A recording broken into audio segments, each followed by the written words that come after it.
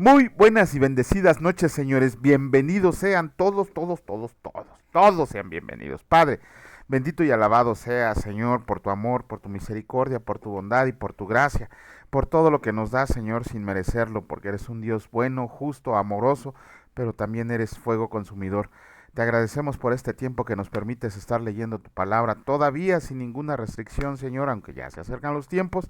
Y te pedimos que el día de hoy, Señor, abras nuestro corazón, los ojos de nuestro entendimiento, para poder comprender el mensaje que tienes para cada uno de nosotros. En el precioso nombre de tu Hijo Cristo Jesús te lo pedimos. Amén. Muy buenas noches, señores. Pues ya estamos aquí de nueva cuenta y vamos a iniciar con la lectura y, como se ha hecho costumbre, con la reflexión de nuestro hermano Raimundo acerca del versículo del día de hoy, que fue del Evangelio de Lucas, capítulo 1, versículo 49, y que dice así: porque me ha hecho grandes cosas el poderoso, santo es su nombre. Esta expresión que leemos sucede siempre, cada día en nuestras vidas, a cada instante, y es para todos, porque todos venimos de Él, somos de Él y a Él regresaremos. Esa es nuestra realidad y no cambiará nunca, porque el propósito de Dios está escrito, que llenaremos toda la tierra de su gloria, y en su santo nombre nos escribe así: vayan por todo el mundo y prediquen el Evangelio a toda criatura. Este es el último mandamiento de nuestro Maestro Jesús, que nos da a los que lo hemos aceptado como nuestro Salvador antes de ascender al cielo. Así nos enfoca Dios a los cristianos esta misión con el poder de su palabra hasta que Jesús regrese. ¡Aleluya! Y sí va a regresar. ¿Cuándo? No lo sabemos, pero de que va a regresar, va a regresar. Bueno, ayer comenzamos con la lectura del libro de Josué. No nos dio tiempo por lo extenso que fue el día de ayer, pero el día de hoy, a manera de pequeña introducción, recordemos que Josué, su nombre real era Oseas, hijo de Nun. También sabemos que él fue el sucesor de Moisés, elegido por el Señor. Le pidió a Moisés que eligiera a un varón que fuera como él, y eligió a Josué. Josué, les comentaba que es un personaje muy interesante en la palabra de Dios, no por su estrategia militar, no por lo que haya hecho por el pueblo de Israel, no porque haya repartido la tierra, sino porque se mantuvo fiel al Señor. Al igual que Moisés, él se mantuvo fiel, no se desvió ni a derecha ni a izquierda, y siempre estuvo presente en los mandamientos del Señor. De hecho, es muy famosa su frase en el último capítulo, cuando dice: escojan ustedes a qué Dios quieren elegir, pero yo y mi casa serviremos al Señor. Ahí se demuestra cómo Josué estaba bien ordenadito en conforme a las cosas del Señor, por eso fue ordenado. Recuerdan que él y Caleb fueron los únicos sobrevivientes de la peregrinación por el desierto. Moisés murió viendo la entrada a la tierra de Canaán. Él pudo contemplar la tierra de Canaán en su vida terrenal y después falleció. Y ahí fue cuando les dio el discurso y el cántico. Más que cántico, era un regaño a todas las tribus de Israel, aunque posteriormente los bendijo. Pero a Josué le tocó en suerte conquistar toda la tierra prometida.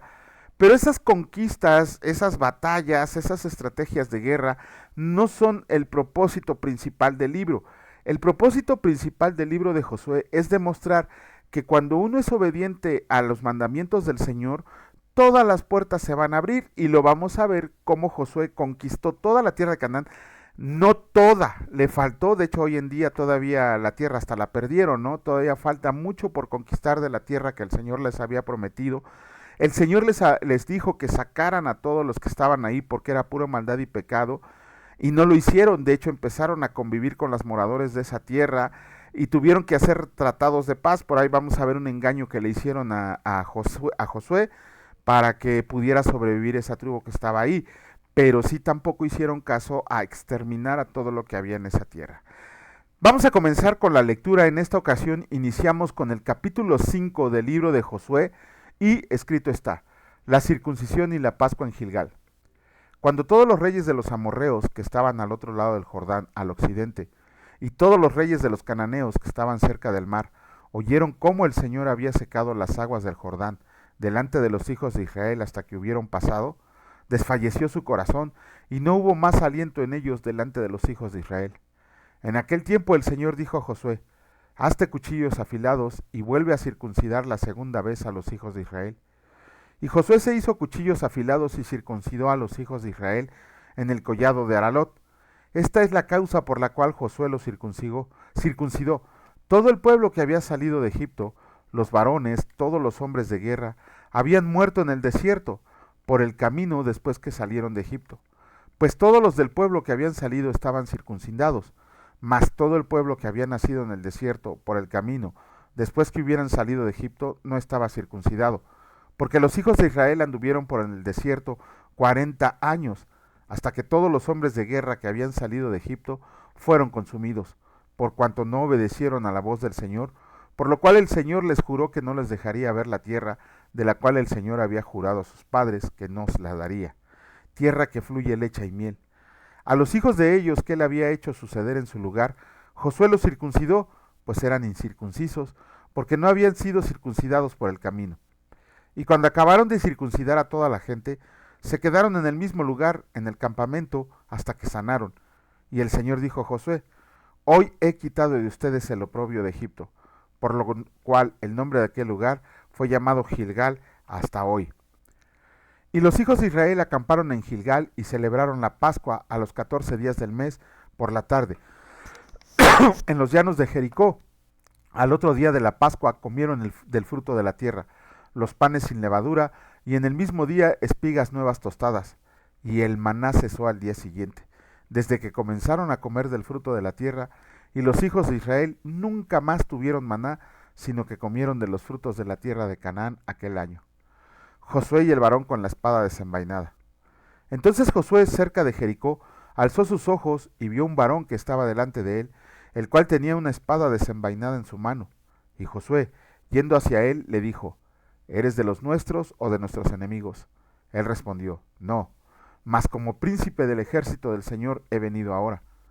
Entonces Josué, postrándose sobre su rostro en tierra, le adoró y le dijo: ¿Qué dice mi señor a su siervo? Y el príncipe del ejército del Señor respondió a Josué: Quita el calzado de tus pies, porque el lugar donde estás es santo.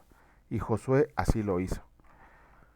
Capítulo 6 del libro de Josué, escrito está: La toma de Jericó. Ahora Jericó estaba cerrada, bien cerrada, a causa de los hijos de Israel. Nadie entraba ni salía. Mas el Señor dijo a Josué: Mira, yo he entregado en tu mano a Jericó y a su rey, con sus varones de guerra. Rodearán pues la ciudad todos los hombres de guerra, yendo alrededor de la ciudad una vez, y esto harán durante 6 días.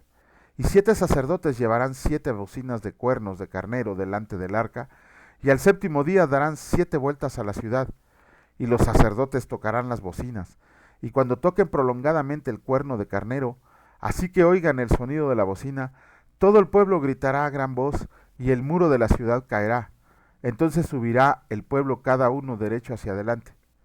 Llamando pues Josué, hijo de Nun, a los sacerdotes, les dijo: Lleven el arca del pacto, y 7 sacerdotes lleven bocinas de cuerno de carnero delante del arca del Señor. Y dijo al pueblo: Pasen y rodeen la ciudad, y los que están armados pasarán delante del arca del Señor.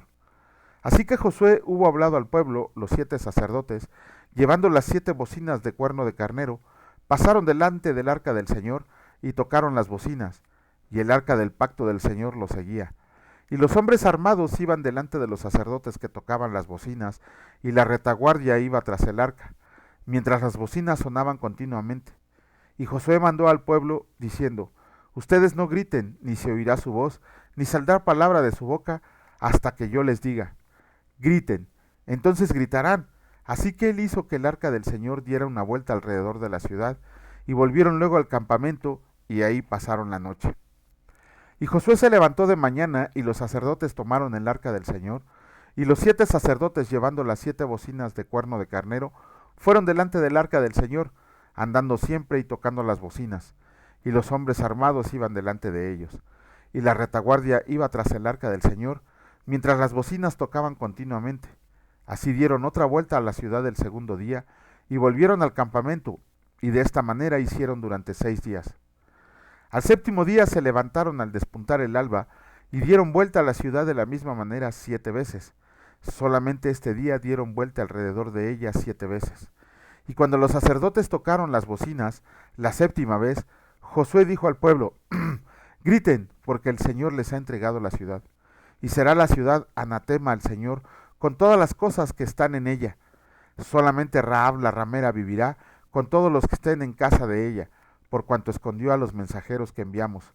Pero ustedes guárdense del anatema, ni toquen ni tomen alguna cosa del anatema, no sea que hagan anatema el campamento de Israel y lo turben. Mas toda la plata y el oro y los utensilios de bronce y de hierro serán consagrados al Señor y entren en el tesoro del Señor. Entonces el pueblo gritó y los sacerdotes tocaron las bocinas, y aconteció que cuando el pueblo hubo oído el sonido de la bocina, gritó con gran vocerío, y el muro se derrumbó. El pueblo subió luego de la ciudad, cada uno derecho hacia adelante, y la tomaron, y destruyeron a filo de espada todo lo que en la ciudad había, hombres y mujeres, jóvenes y viejos, hasta los bueyes, las ovejas y los asnos. Mas Josué dijo a los dos hombres que habían reconocido la tierra: entren en casa de la mujer ramera y hagan salir de ahí a la mujer y a todo lo que fuera suyo, como lo juraron. Y los espías entraron y sacaron a Rahab, a su padre, a su madre, a sus hermanos y todo lo que era suyo. Y también sacaron a toda su parentela y lo pusieron fuera del campamento de Israel y consumieron con fuego la ciudad y todo lo que en ella había.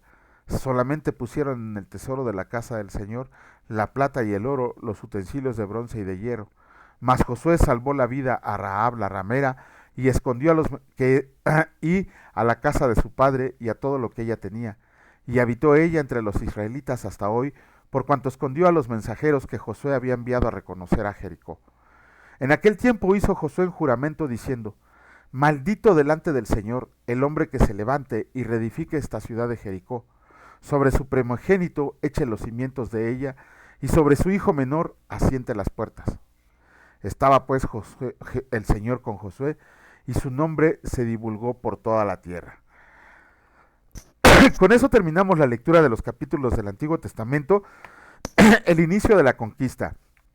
Muchas veces quieren dar un significado teológico a las 13 vueltas que le dieron a las murallas de la ciudad de Jericó, el pueblo de Israel. Recuerden que los primeros días fue una sola vuelta, solamente en el séptimo día le dieron 7, entonces 7 y 6 son 13 vueltas, no son 7 como algunos comentan. Ahí vemos, era... Sí, las ruinas de Jericó, la muralla, era una muralla de un grosor como de 3 metros, ¿no? Porque inclusive la palabra dice que Rahab vivía en la muralla. Rahab era de muy buena posición económica porque solamente los ricos podían vivir en la muralla. O sea, no era una barda como la que tenemos en nuestras casas. Era así como la muralla china, ¿no? Para precisamente no permitir que los invasores entraban. Entonces, suena hasta un poquito ilógico que con bocinas y trompetas y gritos de gente la muralla se derrumbara. En realidad lo que derrumbó la muralla, aquí empezamos a ver la obediencia que tenían que tener con el Señor. El Señor les dijo: denles 7 vueltas, una por día, 6 los primeros 6 días, 7 el séptimo día, y la muralla va a caer. No era tanto el poder del sonido, de las trompetas o de ellos, porque no había ni catapultas, ni cañones, ni nada, sino fue la obediencia del pueblo de Israel que mostró con el Señor para que él actuara y pudiera derribar esa muralla. A mí lo que me impresiona es que Josué tuvo un encuentro con el príncipe de los ejércitos de Israel, ¿no? Y vemos ahí, más adelante vamos a leer cómo David tuvo un mismo encuentro con el príncipe de los ejércitos de Dios, y David se acercó temblando de miedo. Aquí lo que me llama la atención es que Josué se acercó con su espada en la mano. O sea, ese Josué era valeroso desde la uña del dedo gordo del pie hasta el pelo más largo que tuviera en la barba o en la cabeza. Pero también se sometió cuando reconoció cuando se le dijo que era el príncipe de los ejércitos de Dios, se sometió a él. Desde ahí, desde estos 2 capítulos que leímos, empezamos a ver cómo la obediencia a Dios les daba la victoria. Pero dentro de esa obediencia les dio ciertas reglas: que no tomaran ciertas cosas, que acabaran con ciertas cosas, y que lo que agarraran debería de ser para el tesoro del Señor. Vamos a ver qué consecuencias tiene cuando no se obedece la palabra del Señor. Ayer también terminamos con el Evangelio de Marcos, los 16 capítulos de Marcos, y en el capítulo final leemos la resurrección de nuestro Señor, la ascensión al cielo, el mandamiento que nos da de compartir todo el Evangelio, de bautizarnos. Hoy vamos a comenzar con el Evangelio del médico Lucas. El Evangelio del médico Lucas, a ciencia cierta no saben en qué año fue escrito, por ahí entre el 65 y 90 después de Cristo. El Evangelio de Lucas está escrito desde la fe y para la fe, está escrito a cristianos gentiles, no a cristianos que ya habían tenido tiempo, sino a los cristianos que se estaban recién convirtiendo en el momento en que Lucas lo escribió. De hecho, todos los historiadores concuerdan en que Lucas es el mejor historiador de los 4 evangelistas, porque desde el versículo primero comenzamos a ver cómo está dirigido a un Teófilo que hace varios años encontró una tablilla con el nombre de Teófilo escrito, que era una especie de Poncio Pilato en esos tiempos. Y después vamos a ver que también se lo dedica en Hechos, cuando Teófilo ya había dejado el cargo que tenía. Este evangelio refleja la humanidad de nuestro Señor Jesucristo. Como buen historiador, Lucas comprobó todos los hechos que se habían platicado de él, y su punto de vista es ver a Jesús en su humanidad perfecta.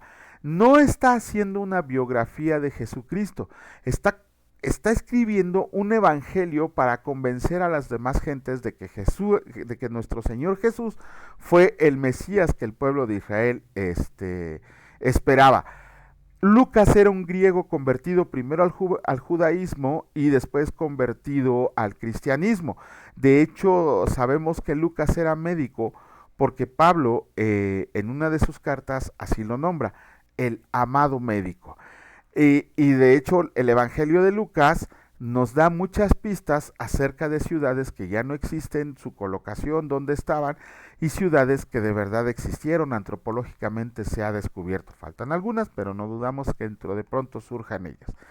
Vamos a comenzar con la lectura de este Evangelio, del Evangelio de Lucas, solamente 25 versículos del capítulo primero, y escrito está: dedicatoria a Teófilo. Puesto que ya muchos han tratado de poner en orden la historia de las cosas que entre nosotros han sido ciertísimas, tal como nos los enseñaron los que desde el principio lo vieron con sus ojos y fueron ministros de la palabra, me ha parecido también a mí, después de haber investigado con diligencia todas las cosas desde su origen, escribírtelas por orden, oh excelentísimo Teófilo, para que conozcas bien la verdad de las cosas en las cuales has sido instruido. Anuncio del nacimiento de Juan. Hubo en los días de Herodes, rey de Judea, un sacerdote llamado Zacarías, de la clase de Abías. Su mujer era de las hijas de Aarón y se llamaba Elisabet. Ambos eran justos delante de Dios y andaban irreprensibles en todos los mandamientos y ordenanzas del Señor. Pero no tenían hijo, porque Elisabet era estéril y ambos eran ya de edad avanzada. Aconteció que ejerciendo Zacarías el sacerdocio delante de Dios, según el orden de su clase, conforme a la costumbre del sacerdocio, le tocó en suerte ofrecer el incienso, entrando en el santuario del Señor. Y toda la multitud del pueblo estaba afuera orando a la hora del incienso. Y se le apareció un ángel del Señor, puesto en pie a la derecha del altar del incienso, y se turbó Zacarías al verlo, y le sobrecogió temor. Pero el ángel le dijo: Zacarías, no temas, porque tu oración ha sido oída, y tu mujer Elisabet te dará a luz un hijo, y llamará su nombre Juan. Y tendrás gozo y alegría, y muchos se regocijarán desde su nacimiento, porque será grande delante de Dios, no beberá vino ni sidra, y será lleno del Espíritu Santo, aún desde el vientre de su madre, y hará que muchos de los hijos de Israel se conviertan al Señor Dios de ellos, e irás delante de él con el espíritu y el poder de Elías, para hacer volver los corazones de los padres a los hijos, y de los rebeldes a la prudencia de los justos, para preparar al Señor un pueblo bien dispuesto. Dijo Zacarías al ángel: ¿En qué conoceré esto? Porque yo soy viejo y mi mujer es de edad avanzada. Respondiendo el ángel le dijo: Yo soy Gabriel, que estoy delante de Dios, y he sido enviado a hablarte y darte estas buenas nuevas.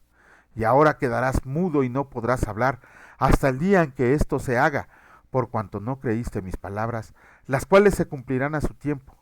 Y el pueblo estaba esperando a Zacarías, y se extrañaba de que él se demorara en el santuario. Pero cuando salió no les podía hablar, y comprendieron que había visto visión en el santuario. Él les hablaba por señas, y permaneció mudo, y cumplidos los días de su ministerio se fue a su casa. Después de aquellos días concibió su mujer Elisabet, y se recluyó en casa por 5 meses, diciendo: Así ha hecho conmigo el Señor en los días en que se dignó quitar mi afrenta entre los hombres. Con eso terminamos la lectura del Evangelio de Lucas que nos toca el día de hoy. Me llama la atención, como les explicaba, en el versículo primero, primero que nada, Lucas está más que convencido de que nuestro Señor Jesucristo era el Mesías esperado, porque lo dice él, pone en orden la historia de las cosas que entre nosotros han sido ciertísimas. No tiene absolutamente ninguna duda de que el Señor Jesús era el Mesías esperado. Y aquí estamos viendo que Teófilo o era un gentil converso al cristianismo o estaba ya convirtiéndose a él. ¿Por qué? Porque en el versículo 4 le dice, para que conozcas bien la verdad en las cuales has sido instruido. O sea, Teófilo ya tenía conocimiento de Jesucristo, es muy probable que él ya hubiera aceptado a nuestro Señor como Salvador personal, porque ya le habían sido platicado, pero tenía muchas dudas y por eso Lucas pensó en escribir este libro y uno más convertidos en 2 tomos, el Evangelio de Lucas y Hechos de los Apóstoles, que ya pronto leeremos. Aquí también lo que nos debe de llamar la atención es cómo me llama la atención el hecho de que a Juan lo llaman grande delante de Dios, o sea, Juan fue, ahí se comprueba que somos elegidos antes de la fundación del mundo, que Juan ya estaba predestinado a comenzar la obra de nuestro Señor compartiendo el Evangelio de arrepentimiento. Ya después vendría nuestro Señor a compartirnos el Evangelio de Él, el de verdad, el del Rey. Pero bueno, ya con eso terminamos la lectura del día de hoy y esperemos esperemos mañana que podamos estar presentes de nuevo para continuar con estos interesantísimos temas que es la lectura de la palabra del Señor y pues que Dios nos dé fuerza. Padre bendito seas. Gracias Señor por este tiempo, por permitirnos estar aquí presentes, por seguir adelante en esta encomienda, porque es tuya Señor, de nadie más y que toda la gloria sea para ti. Te agradecemos por estar siempre presente en nuestra vida, Señor, por el cuidado que tienes de cada uno de nosotros, por la provisión diaria que nos das, pero sobre todo resguardarnos en el hueco de tu mano. Te pedimos que el día de mañana nos levantemos con nuevo ánimo para seguir comprendiendo quién eres, pero sobre todo predicando tu evangelio, Señor, a toda persona necesitada de él. Te alabamos y te bendecimos en el precioso nombre de tu Hijo Cristo Jesús. Amén. Que Dios les bendiga, señores, y si Dios lo permite, nos vemos el día de mañana. Cuídense mucho, hasta luego.